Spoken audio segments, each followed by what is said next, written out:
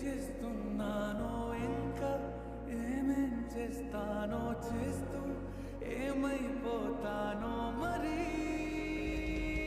ఎవరెవరో నాకెదురైనా నువ్వే కదా పాట పాడింది మా భయం చెబుతున్నప్పుడు రన్వే మీద కూడా కత్తిని వేయించావు కదా.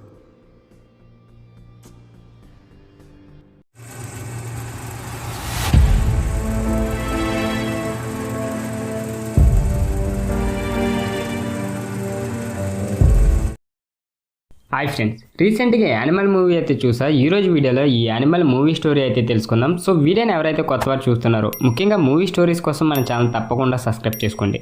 ఈ కథ విషయానికి వెళ్ళిపోతే మనకి స్టార్టింగే రణబీర్ కపూర్ ఓల్డ్ లుక్లో అయితే కనిపిస్తాడు. సో ఓల్డ్ లుక్లో ఉంటూ తన తోటి సహచరులతో అయితే ఒక స్టోరీ అయితే చెప్తూ ఉంటాడు. సో కోతి రాణి కథ. సో దాని తర్వాత హీరో చిన్నప్పుడు స్కూల్లో అయితే ఒక టీచర్ లెసన్ అయితే వెళ్ళిపోద్ది. సో ఆ రోజు పుట్టినరోజు కావడం వల్ల స్కూల్ నుంచి తొందరగా వెళ్ళిపోమని వాళ్ళ అమ్మ అయితే చెప్పిద్ది. వీళ్ళేమో వాళ్ళ డాడీ కోసం ఇంటికేమో తొందరగా వచ్చేసి ఫ్యాక్టరీలకి ఇట్లకి తిరుగుతారు. వాళ్ళ డాడీ అయితే కనిపించరు. సో వాళ్ళ డాడీకి బర్త్డే విష్ చేద్దామని చెప్పి మనోడు చేతిలో ఒక లెటర్ పెట్టుకొని అలాగే పడుకుంటుంటాడు. ఆ లెటర్ ఏమో వాళ్ళ డాడీ అయితే చూస్తారు.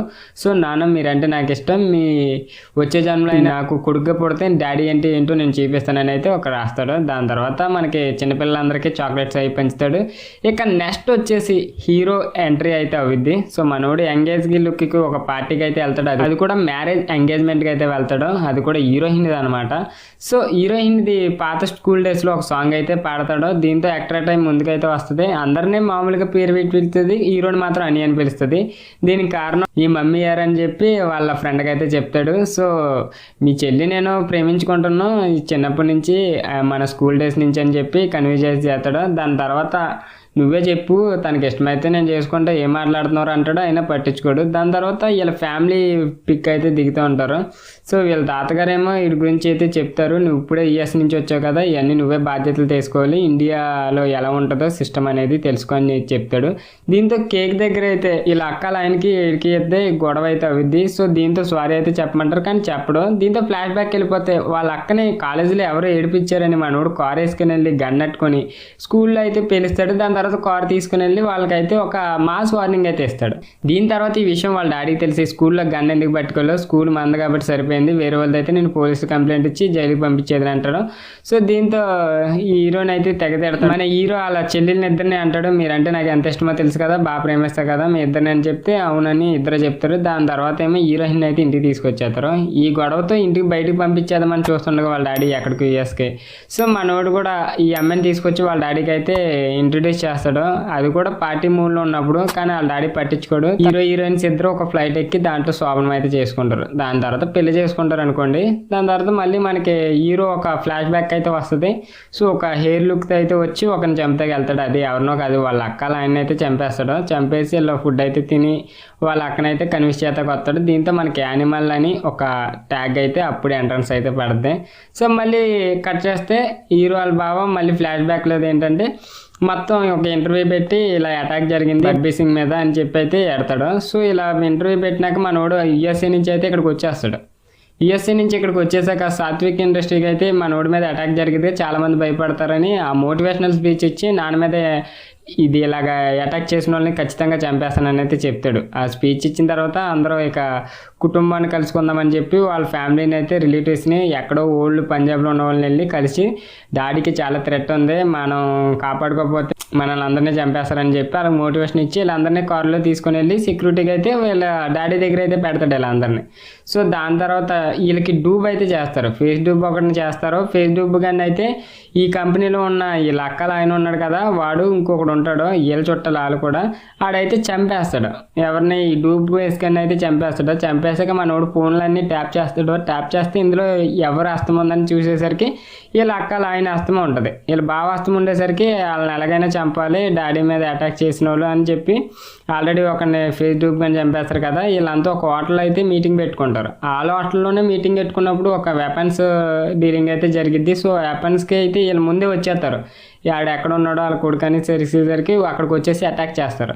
ఈ అటాక్లో మనోడు కత్తులతో నరకడం, గన్నలతో షూట్ చేయడం, చాలా పెద్ద ఫైటే బీభత్సంగా జరిగిద్ది. దాని తర్వాత మనోడికి ఆ ఫైటింగ్లో అయితే చాలా దెబ్బలు అయితే తగిలితాయి. సో కింద యూరిన్ సిస్టమ్ కూడా పాడవుద్ది, నర్వస్ సిస్టమ్ కూడా పాడవుద్ది, కామలో ఉంటాడు అంటాడు. కానీ బయటకు వచ్చేస్తారు. మనోడు బతకడానికి చాలా పూజలు అయితే చేస్తారు.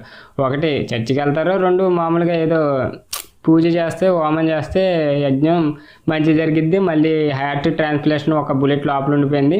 సో దీనికోసం మనోడికి హార్ట్ ట్రాన్స్లేషన్ జరగాలని చెప్పి కోరుకుంటారు. సో మనోడు ఎలాగోలాగా అలాగే పొట్ట పెంచుకొని తిని ఇంటికాడ ఎందుకు పనికిరాడేమో అనుకునేసరికి వాళ్ళ నాన్న మీద అటాక్ చేసిన ఎలాగైనా చంపేద్దామని అయితే చెప్తూ ఉంటారు.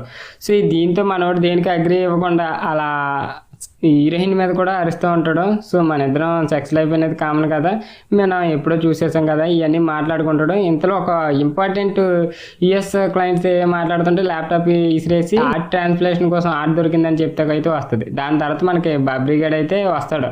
అంటే ఫస్ట్ వాటర్లో అయితే ఒకరిని గన్నపెట్టి చంపేశాడు కదా, వాళ్ళ అన్నయ్య అనమాట. వాళ్ళ అన్నయ్య ఇంకో మూడో పెళ్ళి అయితే చేసుకుంటాడు. 2 పిల్లలు ఉంటారు. వీడికేమో పిల్లల జాతి ఎక్కువ పెంచాలని ఈడ ఆశ.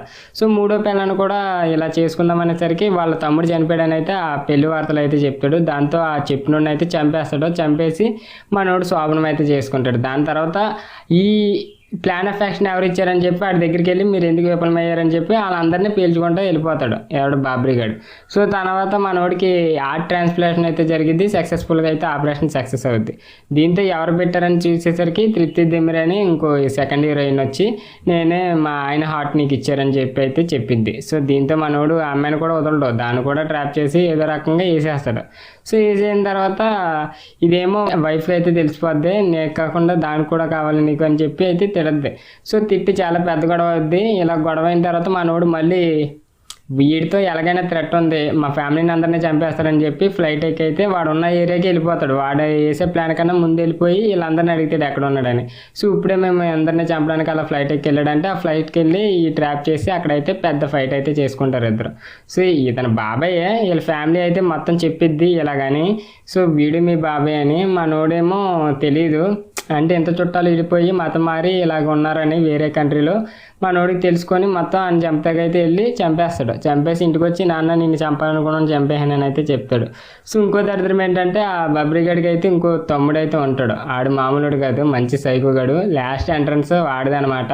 సో ఇది సెకండ్ హీరోయిన్ నేజాదుడు కదా, దాని కడుపులోకితే ఒక కాయ అయితే పడుద్ది. ఆ పండు నాదా విజయ్ గాడిది అని అయితే మనోడు చెప్పి సో గట్టిగా అయితే వార్నింగ్ ఇస్తాడు. వాళ్ళ అన్నిని చంపినప్పుడు ఎవరైతే కొంచెం సహాయం చేస్తారో వాళ్ళిద్దరిని కూడా చంపేస్తాడు. సో దీంతో యానిమల్ పార్క్ అని ఒక టైటిల్ అయితే పడుద్ది. సో ఇది మాత్రం స్టోరీ. సో సినిమా ఏమీ కాదు, ఒక ఫ్యామిలీ డ్రామా కింద ఉంటుంది మొత్తం. మీరు చూస్తే సినిమాలో కన్నా ఓటీటీలోనే కొంచెం బెటర్, ఎందుకంటే థియేటర్లో ఎంతసేపు ఎలా చూసారు నాకైతే తెలియదు. సో ఫ్యామిలీ యుద్ధాల్లో ఒకరికొకరు చంపుకున్నారు, బాబాయ్లే కొడుకులే ఇలా చంపుకున్నారు, అదే స్టోరీ. సో మీరే ఎంతమంది మూవీని చూసారు కింద కామెంట్ రూపంలో తెలియజేయండి. వీడియో నచ్చితే తప్పకుండా లైక్ చేయండి. ఇలాంటి మూవీ స్టోరీస్ కోసం మన ఛానల్ తప్పకుండా సబ్స్క్రైబ్ చేసుకోండి.